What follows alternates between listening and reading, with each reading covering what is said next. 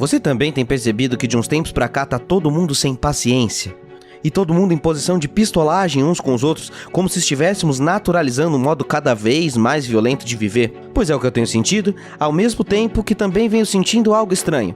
Um cansaço que não cessa, uma exaustão, uma indisposição e um tédio de quem não aguenta mais estar em isolamento social. Quero ler um livro, não sei qual. Quero ver um filme, não tenho paciência. Eu tô com o foco e a atenção destruídos. E a angústia de não ter um amanhã tem impedido qualquer plano de futuro. Se você tá se sentindo assim, saiba que você não é o único. 1 ano e meio depois de tanto cuidado e sem perspectivas de um futuro próximo melhor, os níveis de desesperança estão crescendo, sobretudo num país como o nosso. Esse esgotamento mental se alastrou tanto no mundo que vem sendo chamado pela OMS de fadiga pandêmica. Para mim, no entanto, esse é um sintoma que mostra um problema muito maior e anterior à pandemia. E aí? Não tá nada suave, né? Isolamento social. Se você tá me assistindo agora, setembro de 2021, e não é um completo desmiolado, você sabe da importância que foi ficar em casa e como é fundamental continuar a manutenção do cuidado com a pandemia. E que ainda não tá na hora de voltar para a vida ao normal, não é? Mas também sente que tá ficando esgotado com esse ritmo imposto. Você também não aguenta mais a única interação social possível, seu grito de socorro online, através de telas? Então quais são as consequências desse isolamento? Quanto tempo mais conseguimos nos manter nesse modo? Tenho pensado muito nisso, esse é o vídeo de hoje, então senta o dedo no like que garante a existência desse trabalho. E vamos em frente. Para começar nosso papo, vamos estabelecer um combinado. Todas as medidas mundiais até aqui foram extremamente essenciais, e antes que qualquer bovino amante do governo possa espumar qualquer reação de mas isso que deu ficar em casa? Não. Todos os países do mundo que reagiram melhor à pandemia conseguiram manter sua população mais sã por saber quais seriam os próximos passos. Hoje, já está demonstrado que a instabilidade sobre o futuro piorou a nossa situação, combinado? Combinado. Então, vamos voltar lá no começo da pandemia, quando o mundo explodiu geral e uma montanha russa de sentimentos se estabeleceu, você lembra? Alguns gritavam que seria o momento de redenção da humanidade, que melhoraríamos, que sairíamos renovados, que seria de mostrar solidariedade. Não poderiam estar mais errados. Já outros entraram numa apatia terrível, acharam que seria o fim dos tempos, que todo mundo ia morrer e que era o início do apocalipse. Também não poderiam estar mais errados. Ninguém acertou! O fato é que de um modo ou de outro, essa montanha russa sentimental nos jogou num estado de fuga e de luto eterno dentro de casa nos primeiros meses. Negação, raiva, barganha, depressão, aceitação e um ciclo que se repetia novamente. Como se eu estivesse perdendo parte de quem eu sou, conforme a vida e o tempo iam escorrendo pelos meus dedos. A minha forma de me relacionar com o mundo mudou pelo período dentro de casa. Os coreanos chamam essa apatia de Corona Blues. E vamos pensar juntos sobre ela. O isolamento acaba gerando pelo menos 3 grandes prejuízos internos em nós. Primeiro, a relação com o tempo. Nosso tempo mudou em casa, perdemos o contato com o ritmo de outras pessoas e passamos a determinar tudo ao ritmo da nossa rotina ou de quem mora conosco. A consequência primária de não lidar com o tempo dos outros é a diminuição da nossa paciência com os outros. Estamos cada vez mais acelerados e vivendo a vida em 1.25 de velocidade para tudo. Inclusive assistindo esse vídeo, não é? É claro! Então, ao mesmo tempo que a sensação é de que tudo parou lá em 2020 e a gente não tem mais capacidade de planejar o futuro, estamos presos nessa sequência de acordar, trabalhar, estudar, fazer tarefas domésticas e ir dormir para amanhã repetir a mesma coisa novamente. O tempo voa e parece que não passa ao mesmo tempo. Isso também tem alterado nossa relação afetiva com os outros. Com as telas a todo momento, além do tempo passar a ter outra dimensão na pandemia, nossas relações foram ficando cada vez mais restritas e mediadas por aplicativos e suas linguagens. Sinais extraverbais, contexto, humor do ambiente, linguagem corporal, tudo isso vai sendo perdido através das telas. Ou melhor, remodulado à forma das redes. O que traz o nosso terceiro prejuízo, que é a qualidade da nossa comunicação e interpretação. Esta última é quase óbvia, porque se outrora éramos constantemente treinados para socialização, agora reduzimos o nosso contato social a videochamadas e poucos contatos com desconhecidos, o que gerou algumas possibilidades de dinâmica de comunicação, ou de quem fala demais e escuta de menos, ou de quem escuta apenas e nunca se comunica, como o que acontece, por exemplo, nas aulas à distância. E isso tem deixado muitos de nós cada vez mais introspectivos. Como é que eu posso dizer? É como se com o tempo nosso cérebro estivesse destreinado em socializar, sabe? Como tudo na vida, socialização e comunicação não é magia, é treino. Somos adaptados evolutivamente para socializar. Mesmo os mais tímidos e os antissociais estão apenas numa linha referencial da socialização. Então, o que a gente tem chamado de irritabilidade, cansaço, preguiça, desencanto com o mundo, pode ser justamente um efeito colateral dessas mudanças de como lidar com o mundo pegando fogo e ter que continuar produzindo e trabalhando como se nada tivesse acontecido. E é agora que começam a nascer os problemas raiz. Com o tempo, por mais ruim que esteja a nossa situação, começamos a nos adaptar nessa nova rotina para poder seguir e não sucumbir no desespero. Somos extremamente adaptáveis, e qualquer fuga do nosso padrão que perdure um certo período de tempo se transforma num novo padrão. E isso explica um fenômeno que tem se repetido muito nas redes sociais, de pessoas relatando que se sentem ao mesmo tempo não aguentando mais ficarem sozinhas, mas angustiadas e com medo da possibilidade de voltar a socializar. Mesmo não gostando do nosso estado atual, o desconhecido sempre nos gera aflição e podemos cair num marasmo e numa preguiça de voltar à sociabilização. Então é quase inevitável que esse momento cause certa ansiedade, até porque muitos de nós recebemos a missão de ter que confrontar consigo mesmo na pandemia. Sim, muita gente foge de si, se esconde no trabalho, na festa, no bar ou onde for e precisou se olhar no espelho, se encarar. Com o isolamento, muitos passaram pela inédita experiência de ter que confrontar a própria vida, lidar com os seus erros e acertos, conhecer novamente a pessoa que morava consigo e um dia você chamou de amor. E é claro, precisamos considerar o fator internet e a sua mudança nesse período.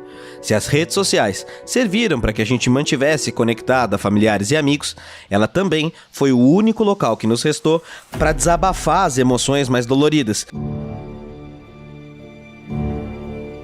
Se no início da pandemia nos emocionávamos com vídeos de pessoas tocando música na sacada, aplaudíamos profissionais de saúde, etc., agora o que predomina são as festas ilegais, pessoas egoístas, gente sem máscara e um presidente falastrão para acabar com a nossa paz diária. Como não sentir raiva? Como não exalar ódio? Aí, corremos para a rede social para xingar, receber reforços positivos e aplausos, e nos acalmamos em permanecer ruim do jeito que está. Estamos muito mais irritáveis, de saco cheio da nossa hipervigilância sobre nós mesmos. Na vida social, ser pedante não dá like. Vigiar o comportamento alheio com arrogância não lhe gera recompensas. Mas nas redes, sim. A hipervigilância gera controle e autocontrole. Por isso, esse momento de amplificação das emoções pelo confinamento. Esse tédio social sobre o futuro é mais ou menos o mesmo efeito que passam os participantes de reality show, que dizem que dentro da casa as emoções ficam mais à flor da pele, sabe? E não nos faltam motivos para transbordar o balde. Há quanto tempo nossa vida é uma exigência de produzir e não parar, de trabalhar sem descanso e sem direito, de engolir as mazelas do mundo e seguir? O cansaço de hoje, caros e caras, não nasceu hoje. Não é só a pandemia, é anterior a tudo isso. Ou seja, o que eu tô querendo com esse vídeo não é falar sobre o cansaço pontual, esse cansaço objetivo de um dia pesado de trabalho. É muito mais do que isso. É um cansaço coletivo, social e fundamental que impõe uma rotina degradante de vida. Agora, existirá uma tendência natural de acreditar todos os problemas do mundo na conta da pandemia. Mas sejamos sinceros, lembra de 2019? Lembra de 2018? Olha para nossa última década. A pandemia apenas amplificou a crise de nossa sociedade e é importante lembrar disso. O que estava ruim virou patologia e ficou ainda mais evidente. Há 2 anos atrás, eu fiz uma série de vídeos sobre a Sociedade do Cansaço, o livro do escritor sul-coreano Byung-Chul Han, e que foi escrito no ano de 2010. E já estávamos muito exaustos. Não por mera coincidência, o primeiro capítulo do livro abre assim: cada época tem suas doenças emblemáticas. Assim, há uma era bacteriana que, no entanto, chega ao fim com a descoberta dos antibióticos. Apesar do medo da pandemia gripal, atualmente não vivemos na era viral. O início do século XXI, do ponto de vista patológico, não seria nem bacteriano, nem viral, mas neuronal. Byung-Chul Han não esperava uma pandemia viral, mas do seu pensamento, podemos tirar que o horizonte de doenças prevalentes em uma sociedade são sintomas e efeitos colaterais dessa sociedade manifestada nos indivíduos. Depressão, déficit de atenção, burnout não estão explodindo por um acaso. Este é o panorama do nosso século pelo tipo de vida e sociedade que estamos vivendo. Durante a pandemia, os leitores de Chul Han e do filósofo Slavoj Žižek sobre visões distintas do futuro, mas que se encontram em um só ponto: o cansaço.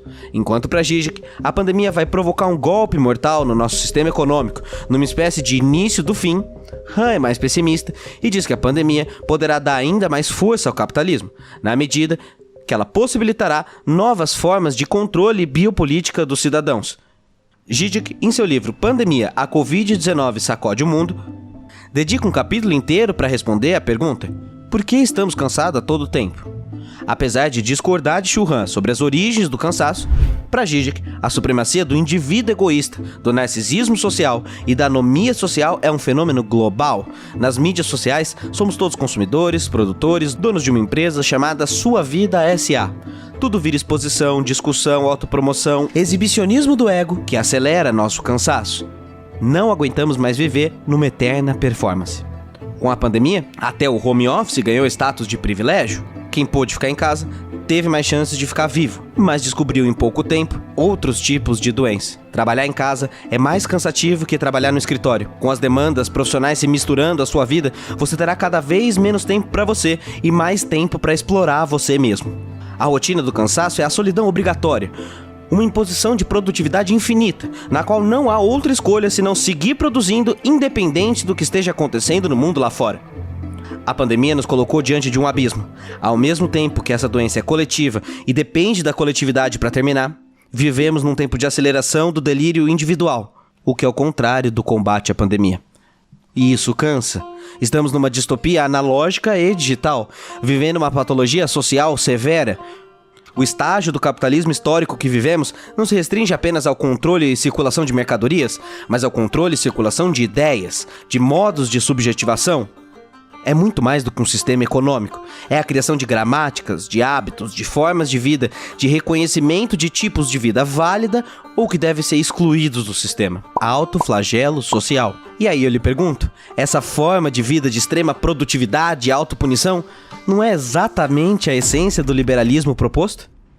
Os últimos anos foram extremamente difíceis para as pessoas. Então, seja pelo motivo que for, não se sinta culpado por um mundo doente. O sofrimento é efeito colateral da sociedade do desempenho. Por isso, o seu bem-estar e o bem-estar coletivo devem ser prioridade. A única maneira de resistir às nossas mazelas é construindo condições para o bem-viver social.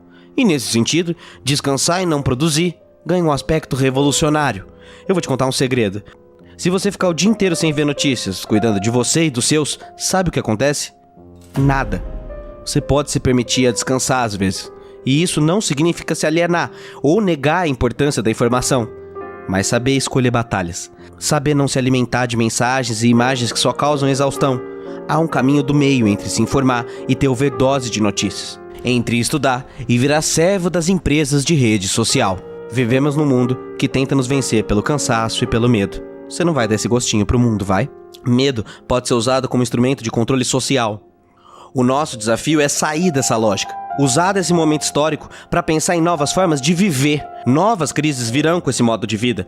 Novas catástrofes ambientais virão se a gente mantiver essa vida com lucro acima de tudo. Novas doenças virão com essa rotina de hábitos patológicos normalizados.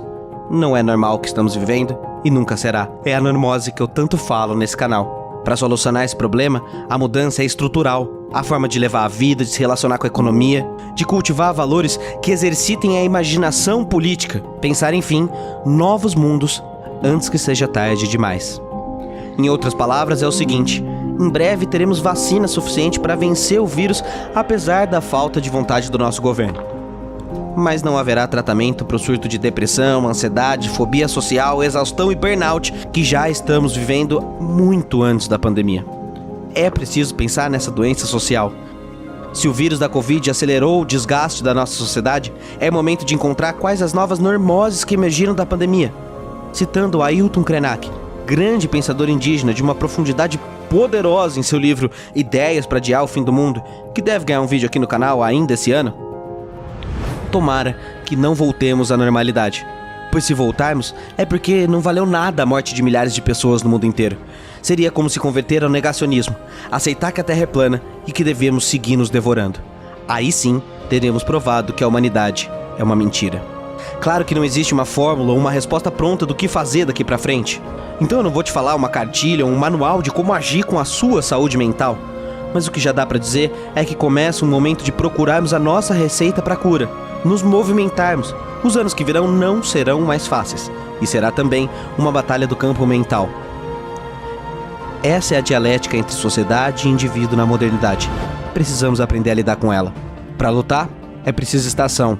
Para se organizar, é preciso estar vivo. No sentido mais amplo que você encontra para essa palavra. Para mim, a melhor maneira de alcançar esse estado de vida, de estar vivo para conseguir lutar, é através da arte. Somente a arte cumpre essa função de dar palavras àquilo que não se nomeia, mas que todo mundo sente. Somente a arte consegue transcender essa barreira do racional, da produtividade e dialogar com as paixões, com os afetos, com o que há de mais interno nos sujeitos. No final do vídeo de Sociedade do Cansaço, que eu fiz há 2 anos atrás, eu finalizei com um poema de Fernando Pessoa, de seu heterônimo Álvaro de Campos. Depois de 2 anos, continuamos cansados. E Pessoa também.